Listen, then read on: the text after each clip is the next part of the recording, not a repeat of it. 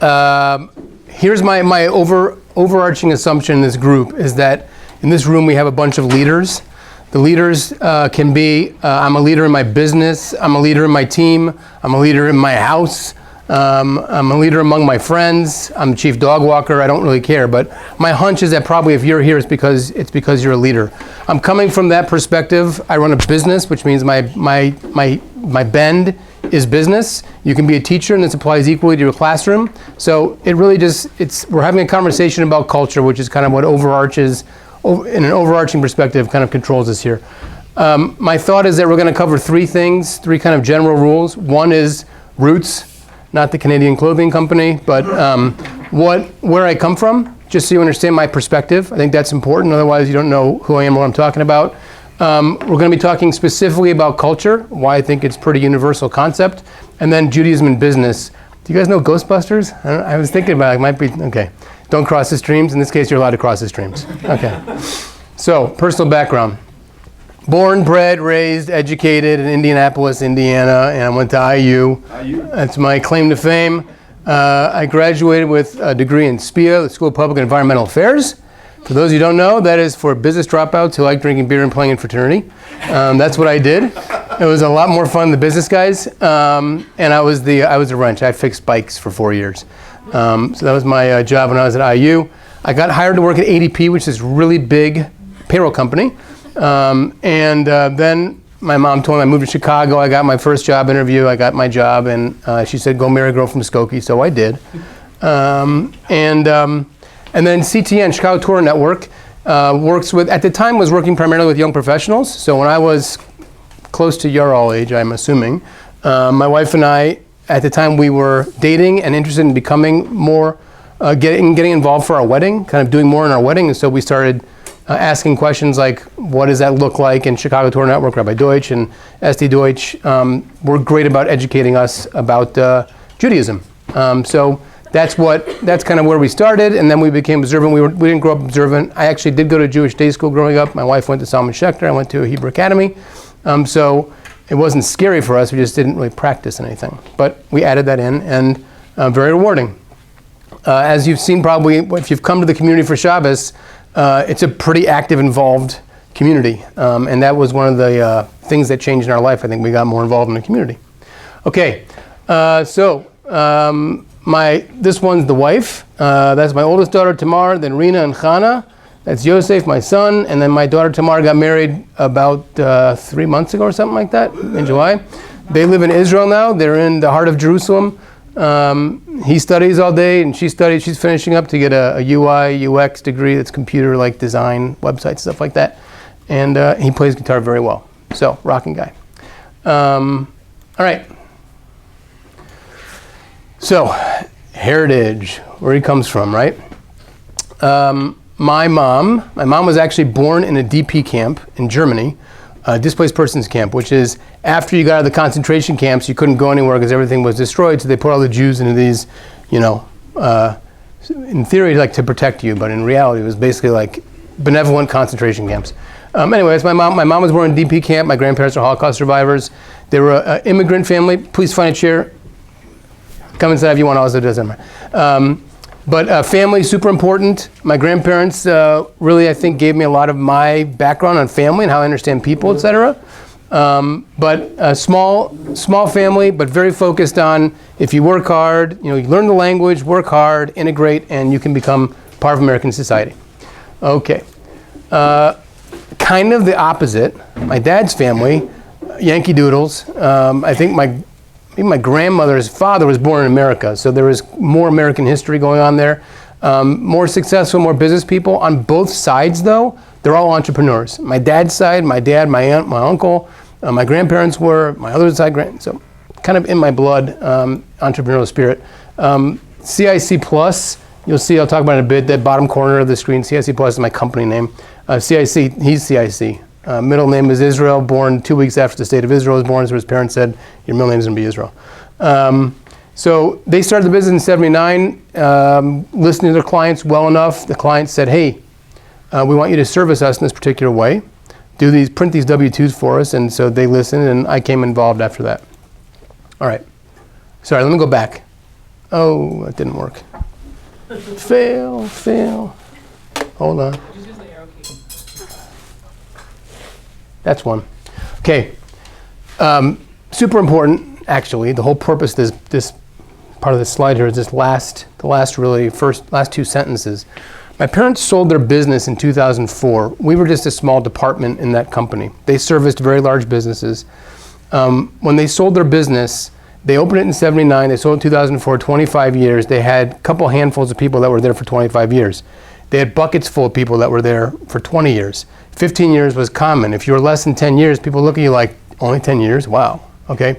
So that's pretty surprising. Now, especially for today, probably most of you went to college, and in college, and you're doing career planning, they say, hey, you should be at a job for probably a year and a half, maybe 2 years the most. Get out of that job, go somewhere else, and go build your resume. I don't know where that came from. Some fool, I think. But that's not what happened in my parents' business. So the question is, what kept them? What kept these people staying in my parents' business? I mean, the concept of I'm going to follow you over the hill, right, in the military terms. Why would they do that? Was it that they were being paid a lot of money? Was it that they had great titles? Was it a great location? They were in not a nice neighborhood. We would call it Cabrini Green here, is where their business was located. Was it that they liked their coworkers? Was it the organization had a good mission they believed in? Was it prestige? You know, it's a good question. But really, the bottom line is that the culture of the organization, the DNA of the organization, that's what culture is, right? It's what defines an organization. And notice I'm saying organization, not business. Because again, there's a culture that exists at a school. There's a culture that exists in a business. There's a culture that exists in a home or at a synagogue, right? There's different cultures, different DNA of how that organizational operations work. That's culture. So, all right. I'm going to explain about C.I.C. C.I.C. That's my business. It's easier for me to kind of explain by example, I think, and then we'll dig in more as we kind of go along here. So, starting off, C.I.C. what we do, guys, what we do. It's very hard. I grew up not being able to say my dad is a lawyer, my dad is a doctor. I couldn't say those things. My dad was in business. Most people felt my dad was in the mafia because I couldn't explain it, so they didn't understand it. Similarly, it's hard to put in a nutshell what we do, but basically, we work with very large businesses. We utilize our technology to help them with compliance-related forms. Stuff like W-4 forms that you all love filling out, and your W-2s and pay statements, and I agree not to sexually harass somebody, those kinds of very exciting forms. It's not glorious. Someone's got to do it. We do it. Okay. Core values. So core values at my company, if you follow these core values, we will probably hire you. If you don't follow these core values, or if you violate these core values, we will immediately fire you. It's very black and white. It's interesting because we didn't know what our core values were by title, right? Core values means, right, these 4 different topics here, every single person in my company holds these. If someone is really not into collaboration, they're really a lone soldier, they like kind of playing by themselves, they're probably not going to survive more than a couple weeks. It's just not going to, they wouldn't have probably made it past the interview process, okay? So core values are what defines what everyone has, what everyone shares in common. This is the core values for my business, right? Client service. If you say to me, I hate our clients, they're a bunch of flipping blah, blah, blah, blahs, right? That's not going to work. We want you to say, oh, clients, we'll do anything for our clients, within reason, within reason. Innovation. If you're not constantly thinking about how to innovate and how to do better for the business or how to do better for your team, right, you're missing something. You're missing that important kind of fact. Okay. Mission. Again, you have to understand where I come from, right? This is like, we're dealing with payroll, human resource, and benefits folks. Is anyone here in payroll or human resources or benefits? Anyone? Fine. It's, if you draw a short straw, you're stuck in payroll, right? HR is a level above that, benefits is maybe a level above that, but it's not glamorous. But guess what? Every one of you, if your paycheck is 5 cents off, you look at your bank account, well, sorry, you pull out your phone, you look at your bank account, and you're like, why is it off? So you call payroll, did something happen this week? It's off by 5 cents. You got $1,000. Like, what do you want from me, right? Well, it's off by 5 cents. Why? That's payroll. No thanks. Improve the lives and careers of human resource, payroll, and benefits departments through our world-class employer compliance solutions with self-service, giving the best client service in the industry. This is actually why our clients come to us, is because of our service. Again, at the end of the day, could any one of you guys go online, pull down a W-4, fill it out? Yes, you could. Smart enough to read and you could translate the form. Some of the forms are actually pretty complicated. It gets more complicated when you live in Wisconsin and you work down in Illinois. There's complicated things called reciprocity, but basically you don't really need me. Our vision, if we do a good job on our mission, then our vision is that all of our clients say, you're the benchmark. So Target Corporation says to us, we evaluate all of our vendors that touch data, human resource, payroll data by you guys. Okay, we set the bar. That's what the vision is. If we accomplish our mission, we do a good job on that, we get to this vision. Okay, this is just kind of a little bit of background. To give you an idea of who we service, so we service very large businesses. If someone says to me, I have a very large business, I have 1,000 employees. Most of my clients have 5,000 employees at a corporate office, right? And they have businesses all around the country. So that's the people who we service. So 41 of the Fortune 100 businesses, 7 of the top 20 retailers, you can kind of read. 7 of the top 20 healthcare providers, 7 of the top 20 financial, right? So that's kind of to give you an idea, like just some of the names. These are clients that we got last year. There's some current clients. Some of them are older. Target's been with us for probably 18 years. Workday's a big software company. Levi Strauss, you heard of probably. I don't know if these names mean anything to you, but they're very big companies. So they can, question? I was just going to ask if it can be expanded into like SEC compliance forms. Sure. It's a great idea. I get 10%. 10%. I don't know what SEC compliance forms are, but Basically, like I spent like all day doing like a W-4, but for the SEC kind of. perfect. I think it's, yeah. Yes, we can. It's a good idea. I'm going to have you head up the department. We'll start that next week. But basically, we typically work with clients that have more than 10,000 employees. That's like our floor typically. So unique problems that happen in big companies. If you have 100, let's say you have 1,000 employees, and you say we have to print our W-2s this year. So you put it in your DeskJet printer at home and you print out 1,000 forms. Who cares? My clients have 100,000, 200,000, 300,000, 400,000, right? It's a little bit more complicated. You can't use an inkjet for that. You have to use big printing presses and print out 1 million forms a day to be able to get that. Okay, that's just a little background on C.I.C. So I have 100 employees today. In the past 20 years, I've had 7 employees quit. And 2 of them are because they were young, first jobs out of college. They worked for me for a year and a half, and they both came within a week and said, you know, I'm supposed to, at a year and a half, I'm supposed to get a new job, and so I'm going to be going to a different company now. I don't know. They made a lot less money in their second job, but. We have a very good culture. We have great employee retention. I don't know that it's because of me, but I think it's because of our culture. All right.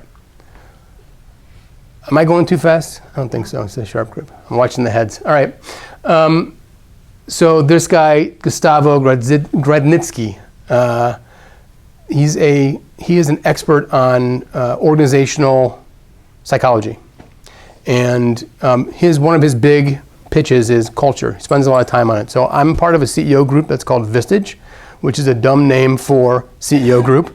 There's 15 people in my CEO group. There's about 1,000 people in Chicago that are involved in these CEO groups.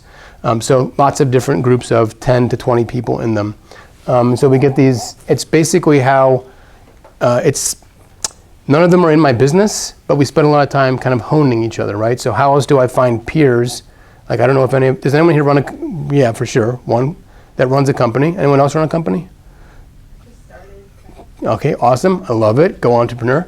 And I love it also, halfway. I've been assisting my parents with their business Perfect. for 10 years. Fine, so if you've got that in your blood and you understand it, entrepreneurs are a little bit weird in that they like this kind of pain and suffering that comes with running a business. But it is different, it's different kind of needs than someone who's not running a business. Just the needs and the questions are a little bit different.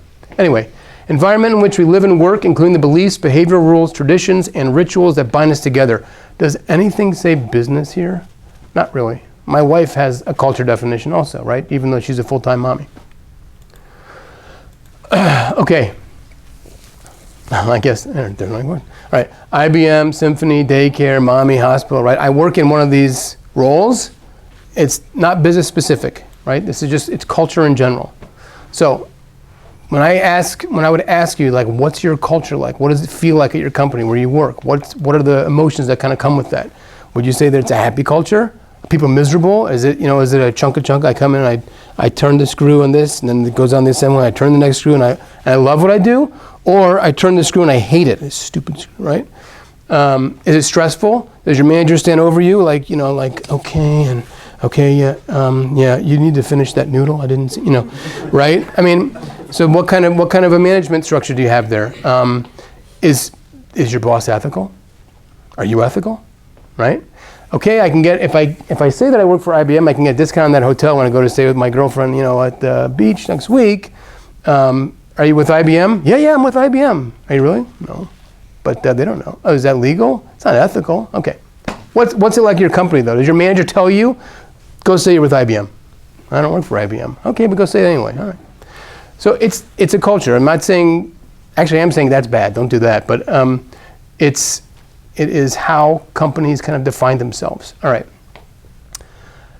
Oftentimes we hear things like words like culture. I hear words like culture and I go like, oh my gosh, this is like newfangled words. Back in the old days, we used to have a company that was a client-server-based computer system on the World Wide Web. And today, that exact same business, 20 years later, is called a SaaS solution in the cloud. Same exact business, same computers. Well, not the same computers, but similar concept at least. So sometimes language makes a difference, sometimes it doesn't. So Uber versus Lyft. Who here uses Uber? Who refuses to use Uber? Okay, and I'm not judging, I'm just, why? You go, but because they don't treat their employees well, or because they're a profit-based company and Lyft is not. I don't really care what the answer is, but the fact is that for Uber and Lyft, their culture, their business is making you guys make choices. That's got nothing to do with you. I mean, you're not the employee, you're not the manager of the employee, right? But you as consumers are making decisions based on that company's culture. Oops. Oh, I'm giving away the story here. Hold on. Okay, Nordstrom versus Walmart. I am someone I hate shopping with a passion. So if I have to actually go someplace to go shopping, I want to go where I want to get a pair of shoes. These are Echo shoes. I want to go to some places that the guy's going to fit me the first time. So I'll go to Nordstrom for that. If they sell them at Walmart, Walmart says hi to you when you walk in the front door. If you know how to get shoes yourself, you can go there and pick out your shoes and leave, and he'll say bye to you on the way out. That's Walmart service. Nordstrom's a little bit more high touch. Some people hate Nordstrom because, no, I don't want to go speak to anybody. I know what my shoes feel like. I'm just going to go to Foot Locker, pick them off the rack, and go buy them, whatever. I was saying this before, is the customer always right? In my business, the customer is not always right. I think it's like an old-fashioned kind of a term, right? And in our business, we assume there's a very good chance the customer is right. We're going to explore that first. That's how we're going to lead, okay? But every single time, I'm behind my employee, right? Okay. Oops. Down. One more. Very sensitive. Okay. How can a culture impact productivity, right? So bricklayers. There's 3 guys that are bricklayers. Guy number 1, what's he doing? I don't know. He's stacking bricks. When you go ask him, what are you doing? I stack these things. I put mud down and I stack these things. And the second guy, what's he doing? Oh, my job is I'm going to build this wall. Oh, fantastic. Third guy, what's your job? Well, although I'm stacking bricks and building this wall, I'm really building this cathedral, right?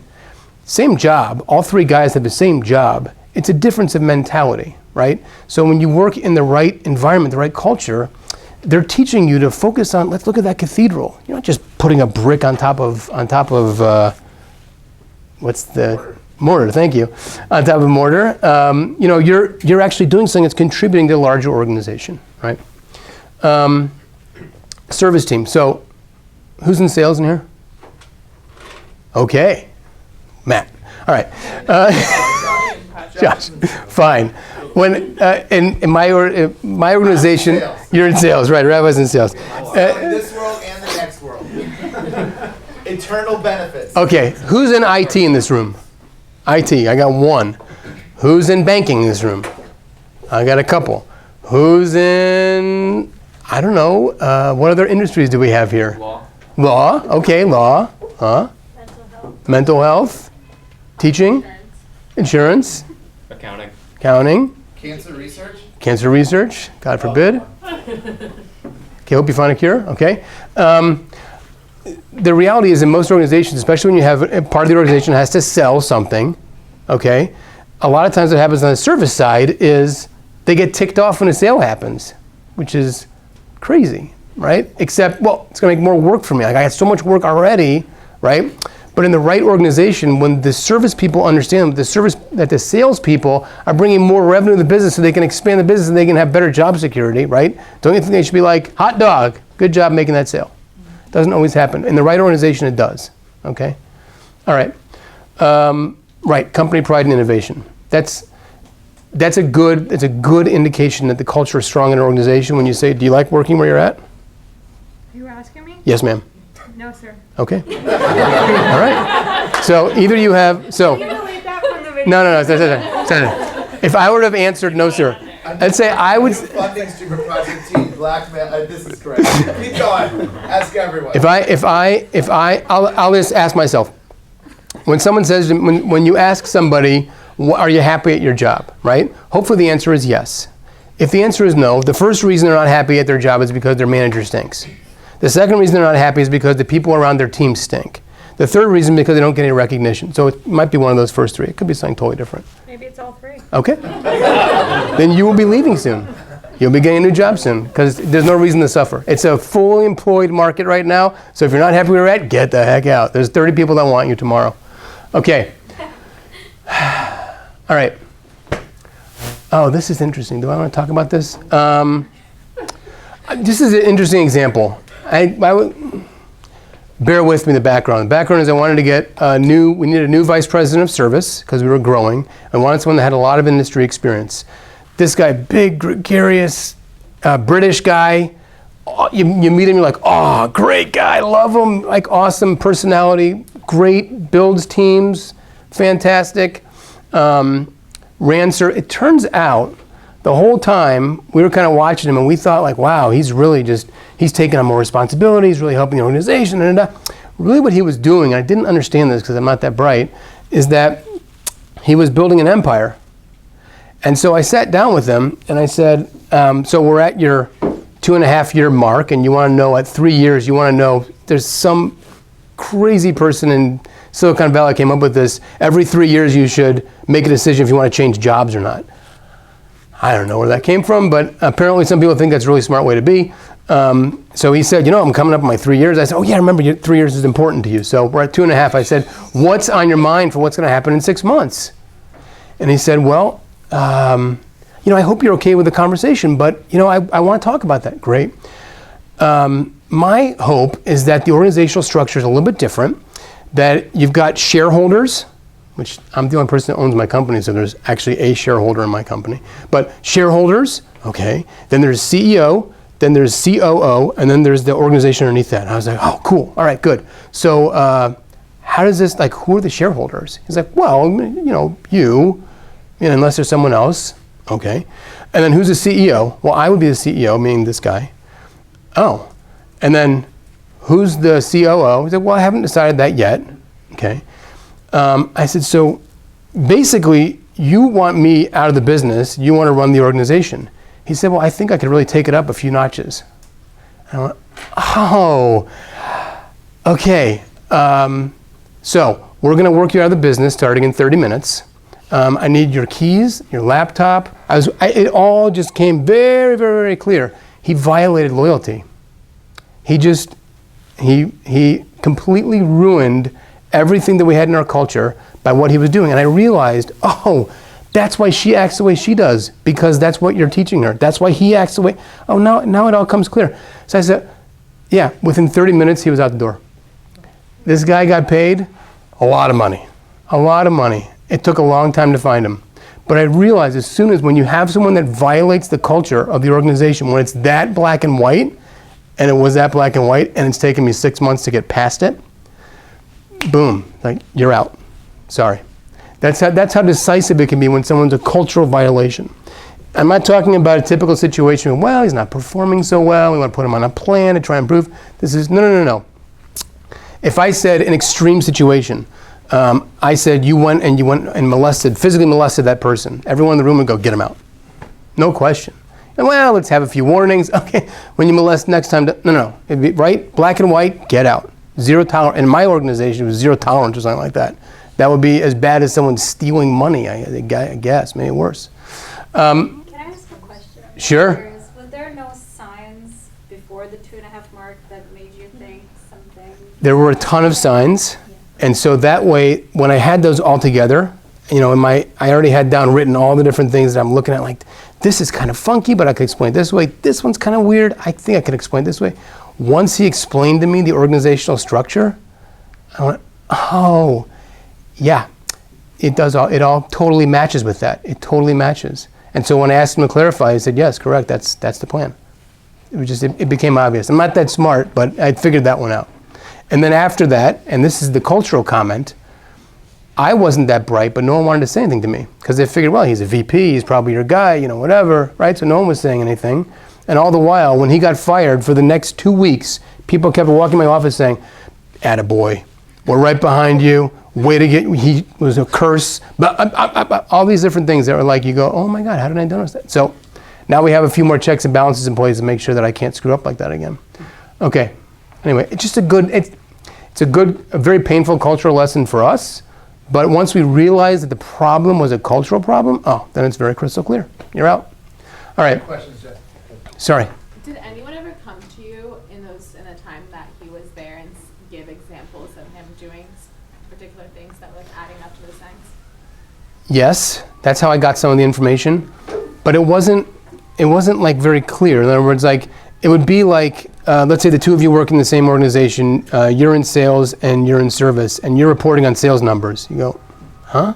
Right. No, I'm in sales. I'm in charge of sales. Why are you reporting? So stuff like that where you go like, what are you doing? You're crossing and you're going into my swim lane. What are you doing, buddy? Right? And there were a few of those that kept happening. And I'm like, why is that happening? That's kind of weird. After that happened, did you talk to your employees a lot more to, let them know to come forward more often if they see those specific types of instances? Yep. I had in the room was about 60 people and 40 people were little pictures on the screen. We did a mass conference like, this is what happened. This is black and white. I don't want to spend too much time talking about the specific violations, but it was a violation of core values, and it was a loyalty issue. And we're going to move past this, and here's how we're going to be handling it. Da da da. Yeah, right away. Yes. So I imagine like day one you didn't start out with 100 employees, but as you continue to grow and have exponentially more employees as your company grows, how do you the probability of a bad egg being hired is higher as you hire more people. So you kind of answered it, but if you can touch on it, you said you have now checks and balances in place to prevent something that's happening again, but how do you put the checks and balances in place and what are they so that you don't hire another person that can potentially bother? It's huge. That is like the multi-million-dollar question you just asked. It's a very good question. It's most of the answer comes with the hiring process. So I'm not going to say to you, here's my 4 core values. Do you have good client service? Are you a loyal person? It's not going to be that overt, but it's going to be, I want to cull that information from you. So tell me about how do you deal with clients? Give me an example, right? So I'm constantly trying to see like you giving me examples that would demonstrate that you're interested in client service. What kind of loyalty do you have to your past company? So you worked somewhere else before you were here. Or let's say it's your first job out of college. So like, okay, fine. So give me examples. Did you have a summer job? Yeah. So how did that work? So you're looking for them to give you narrative examples and explanations that will lead you to go, oh, they're total innovators. I mean, this is like not even in their job. Tell me what you did. What was something exciting that you added to the company? How is the company better? Now that you were there for a month, how did you add? Oh, well, I came up with this process and it saved da. So again, an example of, so he's interested in innovation. How do you play with other people? I'm a lone soldier. Oh, okay. Hey, a lot of luck to you. Really? No, I mean, whatever it is. People don't understand. I find a lot of times that it is a little bit different today, I will say, because the employment market is so tight. It's so full. Again, I'm not kidding. Any one of you are not happy with your job, get out, go find another job because there's a lot of people that want you. It used to be that the person sitting across from my desk wanted to get into my office to work for my company, right? And I would always tell interviewees, like, here's the deal. It's a bilateral interview. I can make it so that you'd really want to be in my company. I've never had anyone that I want, one time that I recall, that I was the one doing the interview and I'm going like, I want this guy, and he did not come, right? I'd be pretty convinced that I wanted the, I'm not going to put that pressure on, but my point is like, it's not if I can get you to come here, you need to want to be here also, right? It's bilateral. If I'm ecstatic that you're here and you're miserable, how long is that going to work? Not very long. So culture is, that's part of that culture, right? I'll get into it a little bit, maybe a little bit more if there's time. Your attorney? Where are you at? What law firm? Called Dworkin and Mascherello. Big one. It's 250, how about? High volume. Okay. Okay, so I'm not going to pick on lawyers right now. Not to joke on lawyers in particular. I'm saying the industry. Like when you start off, I remember actually a young professional a couple years back. He got the bomb job, Kirkland and Ellis, right out of college, $160,000, working 90 hours a week, and he was just flying high and bragging about how you're working 2 jobs. But the culture is, we're going to work your brains out for 2 years, and then after that, you either go on a partner track or you leave. Yeah, That's the culture, right? it's up or out at those firms. Up or out. And by the way, I'm not. You should just know, like, I'm actually not being critical of that style. It doesn't work for me and my organization, but it works for them, or else they wouldn't be doing it. But when you walk in, and you go, I'm going to be here for 2 years, and I'll either be on a partner track or I'll be out of here. That's what you know when you walk into that firm. I don't know if yours is the same, so I'm not picking on it. Okay, good. Because if not, go get a different job. All right. Very interesting, kind of just to look at I'm really not picking on any particular company. I get the accounting world is also very similar. I know that. Okay. So why not up or out of your organization? Since it's a very popular model on consulting firms. Right, consulting firm. Right. Right. I get out of college. I'm going to consult. Move up. They just. How many consultants? How many full-time traveling 5 days a week consultants are 40 years old? Like 2. Right? Because what you do is you take slaves when they come out of college, you say, you're going to travel. They go, I get to travel. I'm traveling all the time. It's awesome. To a hotel in California for a week, and then I come home. It's painful. Again, there's a trade, okay? Because I'm giving you great job experience, great resume building, and you're giving me your life for a couple years. It's a business model. It's not mine. My business model is I have to hire people that have a lot of experience, and we want people here forever. I want you to retire at my company. I don't want to talk about you left after 2 years. This is just kind of interesting. United Airlines, Delta Airlines, Philip Morris, these are kind of old companies. General Motors, right? This is capitalism at its finest. Any buck we can make, we're going to make that buck. 10 and 21, we'll pay attention to that in a second. This is... there we go. Oh, I got a spinner. All right. Social capitalism. Apple, Google, all the cool companies now. Harley-Davidson, Southwest Airlines. Who's flown Southwest Airlines before? The flight attendants are awesome. They're all awesome. They hire movie stars hey, how you doing? Welcome to Southwest Airlines. And on American Airlines, would you like a drink? Right? Southwest Airlines has an NPS score of 62. NPS is here's the question. How likely would you be to refer a family or friend to my service? That's the question. On a scale of 1 to 10.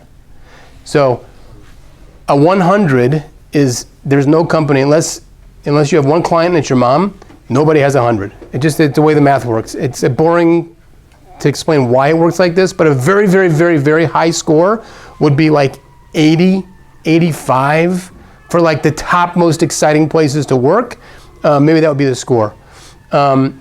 Southwest Airlines is a 62, which for an airline where generally you're not happy when you're flying because flying is horrible, right? 62 is a very high score, highest in the whole airline industry. United Airlines, 10.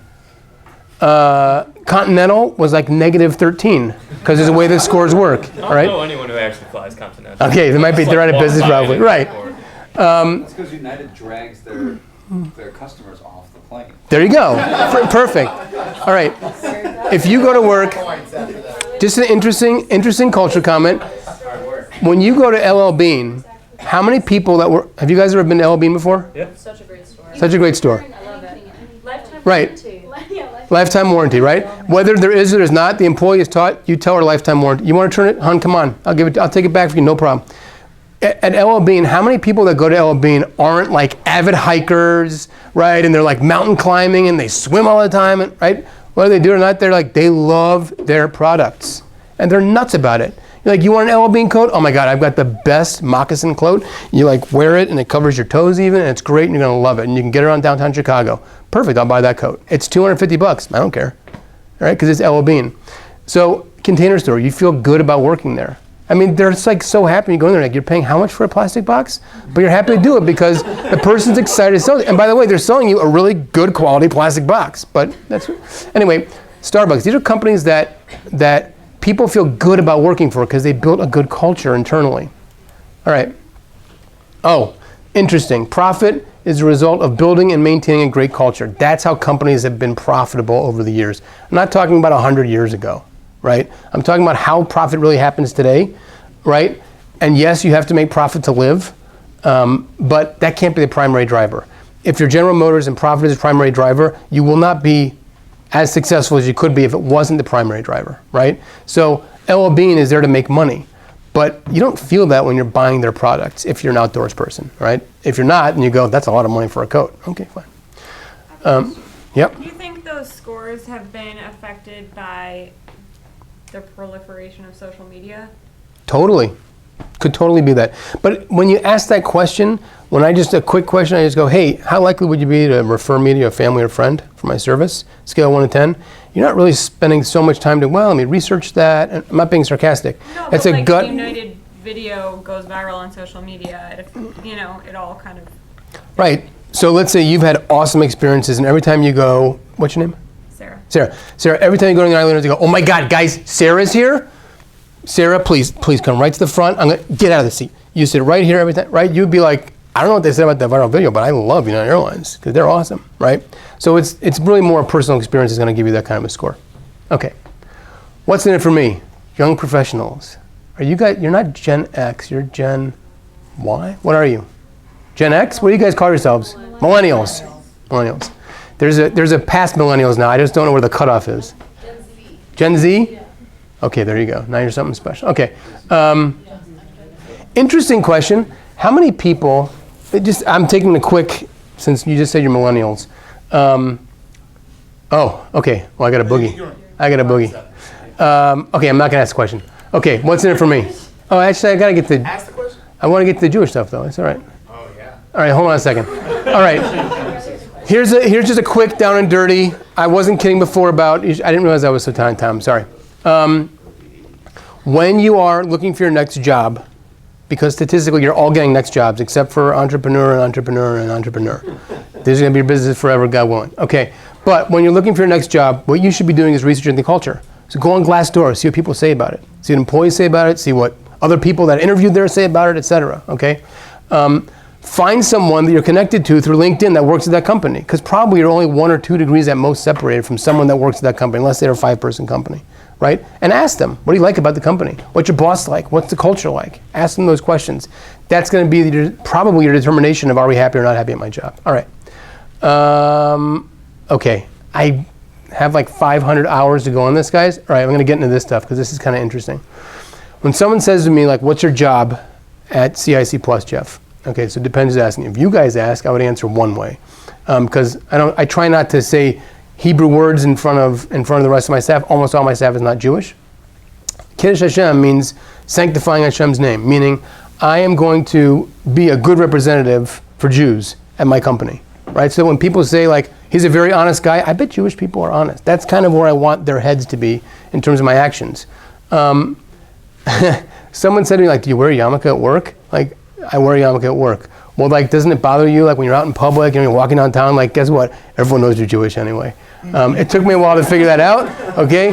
When I'm sitting at Target, I had 15 people in the room, all pretty big folks, right? And I saw 1 or 2 of the gals in the back were like, they're like sucking on a lollipop and like looking at me, and I'm going, no, I'm not bald. It's for, it's not, I don't have horns, and I'm not bald. And they're like, oh my God, I can't believe it. But the reality is that, not that I walk around. I mean, okay. I mean, I do look kind of Jewish, but It's not something that I talk about all the time. People know that I am. It's fine. Inside, outside.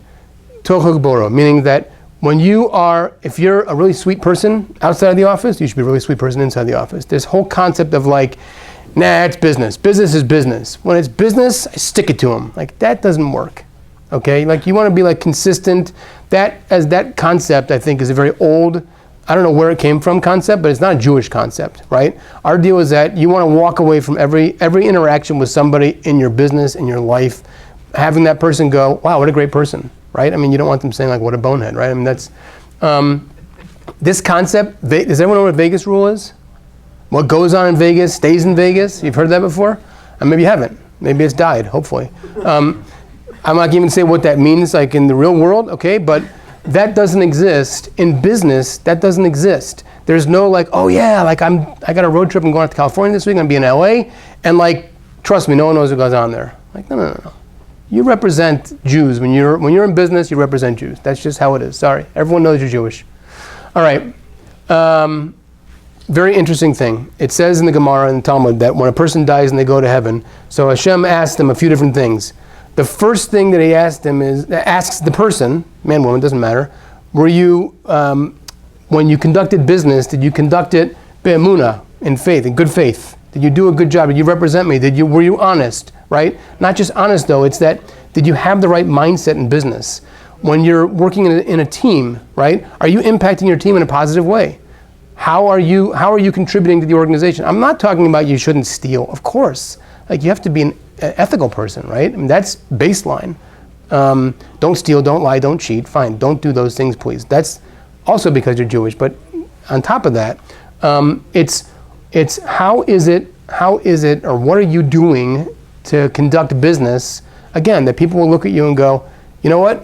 Really nice guy. I happen to know he's Jewish. Yeah, I know. I've met Jewish. No, Jewish people aren't like that. I know guys at the office that are Jewish, and this is how they act. They're always at a higher bar. They're always the ones that are saying like, no, we should give. There's a person walking in the street that looks like a beggar. We should give him a buck. They're always doing that. They're always talking about charity that they're involved in. They're always talking about, right, how we can help the other person. They're always talking about win-win as a concept, right? That's being Jewish in business, right? So I don't have a concept of, over here I'm at home, and I'm a nice Jewish boy, and I have my wife and my kids, and I talk about God. And then I'm at the office over here, and I don't have my wife and kids, I don't talk about God typically at the office, although I have a lot of very religious Christian employees that work for me that love talking about Judaism. Like tons and tons and tons of questions, so I have no problem answering them. You have to get your skills, on that one. All right, we really can't go on this, but it's worth having classes on, it's called Choshen Mishpat, which is laws that relate to business dealings. If I loan you money and you have to give me collateral and you're very poor, all you have is a sweater. So during the day, I'm allowed to hold that sweater as collateral. At night, I have to get back to you because you might need it to keep warm. There's business laws about this, okay? Cohen's going to give a whole session on that. Oh yeah? Oh, he runs a Choshen Mishpat. All right, fine. So he's a pro. But the fact is that starting out my business, I basically had to have a rabbi sitting next to me for the first 6 months going, okay, this is the situation. What am I supposed to do here? What does Torah want me to do here? I'm not asking about should I charge $10 or $9. That's not a rabbi question. Should I charge in this kind of a situation? It looks like it could be in the client's favor, but I could say it like this. How should I react? Well, the Torah says in this kind of situation, it actually is in your favor, not in the client's favor. Or in this situation, it's not. So again, there's actually a Torah answer for lots and lots and lots and lots really as it relates to business. Okay? I'm not gonna, okay. One, for those who run businesses, okay. I think this is some basic things. You gotta pay people on time. Not just because they're gonna quit, because you have a legal obligation Jewishly to pay them on time. When you make a relationship, a contract with someone, or even just dealing with an employee, be very clear. Don't play in the gray so that they don't understand what they're supposed to be doing or how they're supposed to be acting or what is expected of them. Be very clear, right? I expect this, this, and this from you. By the way, it's good for accountability as well. That's got nothing to do with Judaism. That's just good business management, I think. If you lay everything out clearly, then you can always reference back to, well, I laid out you're supposed to do these things, and you didn't do these things, and we have a problem now. How are we going to fix it, right?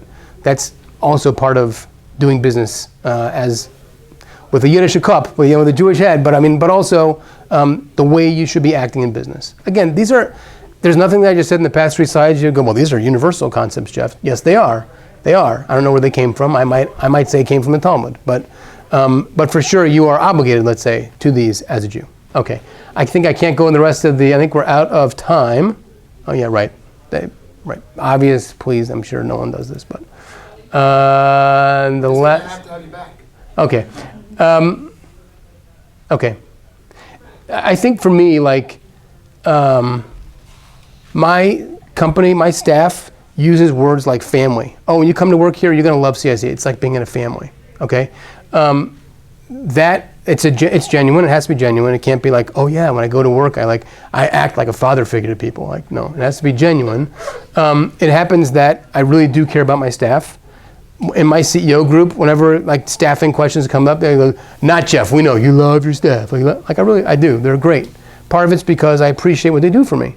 Yeah, I pay them a lot of money. Okay, but by the way, they're doing a good job for me. That allows me to feed my family, to put my kids through school, to give lots of money for charity, et cetera, right? I mean, so that appreciation and it comes through in my interactions with them. And so we have a lot of mutual respect. So I think that probably, again, it's, if you can have in mind a little bit when you're walking around and you're conducting business, you always want people, you're working on a contract for a client, okay? You always want people to say, that guy is as straight as the day is long. Very honest. Every single time, right? You want that to be your reputation. So, all right. I have like 4 more hours of stuff, but we're not going to go through that tonight. Maybe Rabbi? we could follow up over a Shabbos, maybe? You're welcome to come to After a month, Shabbos. potentially? You're welcome to. We can have a big Shabbos party. I'm not going to give you any more of this. Okay, so I'm not going to go on being a leader. Rabbi Garfield can send you all my email. You're welcome to come, ask questions or come hang out at my company and see what we do. We have beer there also. I also have whiskey.